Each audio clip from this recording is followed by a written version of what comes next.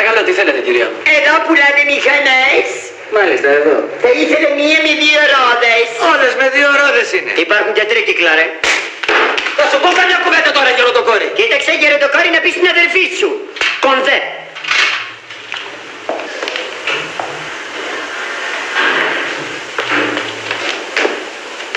Σας παρακαλώ, κυρία μου, πέστε μου τι θέλετε να τελειώνουμε. Αυτήν θέλω. Μήπως είναι κλεμμένη? Σας παρακαλώ, κυρία μου. Εμείς είμαστε σοβαρή επιχείρηση. Το βλέπω. Τη μηχανή μου όμως δεν βλέπω. Ποια μηχανή σας? Τη μηχανή που μου κλέψανε, ναι ρε. Μου την έκλεψε ένας τσόγλανος. Και τώρα έρχεται, κυρία μου, να βρείτε τη μηχανή που σας έκλεψε ένα τσόγλανος. Ναι, εδώ. Γιατί αυτόν τον βρήκα. Τη μηχανή όμως δεν βρήκα. Και ποιος είναι αυτός που τη βούτυξε? Είναι αυτός που θα φάει το χαστού. Μα τι γίνεται εδώ? Εμείς είμαστε σοβαρή επιχείρηση. Σκασμός, ρε. Πήγε πιο πέρασε.